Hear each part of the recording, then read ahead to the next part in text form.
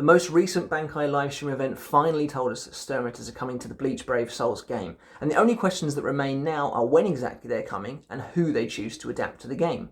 I want to start a series that I try and predict the moveset, stats and abilities of certain Sternritters and see how close we get when those characters eventually arrive. And the first character I wanted to look at was the fan favourite Sternritter, Askin Nakk le Vaar, or the Death Dealing. Before we begin, however, guys, I just want to say, I didn't come up with this list on my own. I did have help from my good friend Escarassa, who is an avid Bleach fan and BBS player. He posts regularly on the subreddit. He's actually the mastermind behind the character we've all been waiting for posts.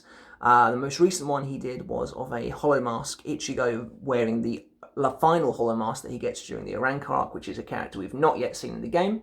So I'll link to that in the description below. Go check it out, give him your support. I know it would be really appreciated. And talking of support, it would be great if you guys could subscribe to this channel. We're doing weekly Bleach videos, whether that's discussions on the series itself, different characters, BBS gameplay, stuff like that. Just help keep the channel growing. I really appreciate the support. But now, onto the character of Askin. Let's talk about his moveset, stats and abilities and what he's going to be like. So Askin could really be any of the 5 attributes, there's no real way of knowing. For the sake of this video, we're saying he's going to be a technique character with a Soul Reaper killer, and his trait is going to be a cooldown reduction of 12%. His NAD string is going to be fairly simple. Being a Quincy, I think it's likely that he's going to be ranged, and his basic attack is going to be him firing 2 sets of arrows at a time from his bow, much like he does in the manga. I don't think it's going to proc any kind of status ailment, although that is something we can touch upon later. Now, moving on to Askin's specials, as I think this is where the character is really going to shine, I think his SA1 is going to be the Gift Ball. Now, I think it pretty much goes without saying that all of his special attacks will cause poison damage on his opponents. Now, I think his Gift Ball attack is probably going to be a beam attack, similar to, say, 1000 Year Blood War Yamamoto's special. I think it's just going to be like a straightforward strike where he throws out the Gift Ball to make him viable. But I think if they were going to make it manga accurate, because in the manga it's explicitly stated that the Gift Ball is very slow moving, it would be similar to, say, Academy Renji's SA1, where he fires at the very slow moving Shakuho, which then detonates when it gets kind of a little bit away from him. I think that's how they would make it manga accurate, but I don't think they would do that. So I think it's pretty much going to be a standard beam attack forwards for Gift Ball, which will cause poison damage. Now for his SA2, I think this is actually probably easier to predict. I think this is very likely to be his Gift Bad ability, which is the poison pool that he uses to subdue Orihime and Chad. I think it will be an area of effect radius that goes around him. It will be essentially a vortex ability, and again it will cause poisoning. That seems to make a lot of sense to me.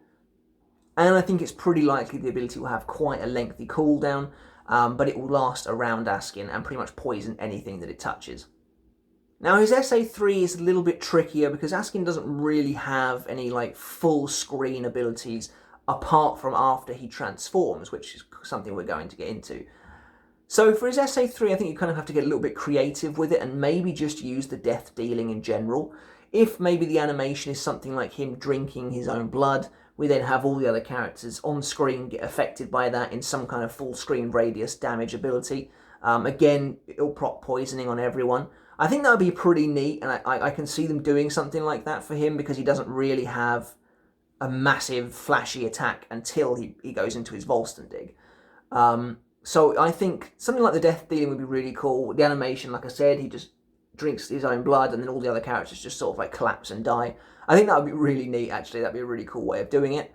And like, yeah, of course, it procs poison. So I think his ultimate is probably going to be his holy form, Hashane. And I think, again, it'll be a full screen attack that causes poison damage, but I think it'll be a transformation as well. And I think it will change all of his SAs. I think it makes a lot of sense for this because he has a bunch of new moves when he goes into his Volstendig. And I think we can explore that now. So once he's in his Volstendig, I think his new SA1 will be the Gift Ring ability that he uses against Urahara. It will sort of throw it like a disc, and again it can work like a beam attack, very similar to how the Gift Ball would work in his pre-transformed state, except I think it will be more powerful, it would be more damaging, and of course it would cause poison again. I think it would be really neat if the Gift Ring had like some way of having an instant death on it, but that seems very OP for an SA1.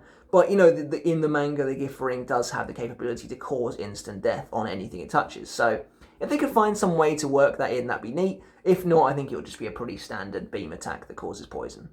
Now, his SA2, when he's in his transform state, I think is likely to be the Gift Byrike, where he will basically, I think it'll essentially have to work the same, right? But I think it will be a vortex around him that has the visuals of the Byrike that he creates around himself and Urahara.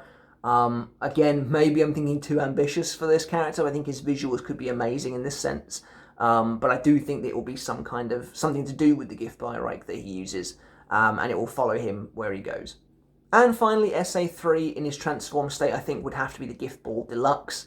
I think, again, I know it's kind of weird because the Byrike is something he creates fusing it with the Gift Ball Deluxe, but I almost wonder if maybe you could somehow have, when he dies and his Gift Ball goes haywire, if we could somehow incorporate that into his SA3, because again, it'll just be a full screen damage dealing attack. I think if maybe you have the Gift Ball almost like expand out from his character and then go nuts and just kill everyone on the screen, I think that would work perfectly well. And as for his skills, this is pretty much something that myself and Escarassa agreed on from the get-go, and that is how we have to find some way of incorporating his immunity powers into this moveset somewhere. Now, in the manga, Askin has the ability to acquire immunity to any kind of damage that he takes as long as he survives it. So we get probably one of the best examples is he gets hit point blank by Yushiro's Bakuen Muso attack, and then as soon as he does that, he can no longer be damaged by it again. That reishi just doesn't affect him anymore. And he can even go so far as to healing his own wounds. Now, I don't think that Askin will have a heal, because I just think that would be too powerful on top of everything else we've suggested. But I do think that he will have, not be affected by any status ailments. So he'll have the same ability as Thousand Year Blood War Miyuri, in that he just won't be affected by any of them. I think that makes a lot of sense for this character. It probably sounds really powerful, but his abilities are so specifically tailored to immunity that it makes a lot of sense for him to have that power. I think he'll have, Frenzy, he'll have Bruiser, he'll probably have Debilitator on his poison. He'll probably also have Berserker and Sprinter +1, but he'll probably have some, if he's not got a heal ability intrinsically tied into his moveset, he might get Recover Stamina between areas. Again, it all sounds very powerful, but this is kind of like a wish list of moveset, but these are all moves that I could absolutely see him having. I would also like for him to have a new skill, however, that really ties into his death-dealing powers. So I was thinking something along the lines of, if you get hit by, say, a Soul Reaper, Soul Reapers then effectively have weakening against you after that. Again, it sounds very powerful, but so if he takes damage from a Soul Reaper, the Soul Reapers that hit him after that only do 1 damage, or something like that. A more broader way of speaking it is that he just takes decreased Soul Reaper damage in general. But I think something could be really creative with his powers, and somehow find a way to make that work. And finally, as for Askin's summoning quote, to be honest, the guy has a lot of good lines. I think he could really have anything from his dying line, where he says to Urahara that, I think, yeah, I'd love to spare you out of respect, but I think that I can't stop this. But I imagine that you have a way out of this, so to not make a fool of myself, I won't call this a lethal situation. Might be a bit lengthy, but I think that would work really well. I think another one would be where Oetsu defeats him and he says something like, oh yeah, that's really cool, this is turned out to be fatal. I think that'd be really cool as well. Really, I could see it being anything. Like, when he says to Urahara, I'm not a fan of all this tough talking stuff, I think it makes guys look weak. Or where he talks to Oetsu and says, oh, you think I'm gloomy and I look like an underling? Well, that's just what's so fatal about me. Anything to do with fatalism or things being lethal, I could absolutely see factoring into his quote. That's an easy way of knowing it's him immediately. So really, I think it could be any of those. I think it's a really hard one to choose. So this is our first attempt at a moveset, stats and abilities prediction for a character coming to Bleach Brave Souls. I know it feels like it's probably a bit all over the place. Let me know what you guys thought in the comments below. If you'd like me to get a bit more granular with percentages and stuff like that, we can factor that into the next video, no problem.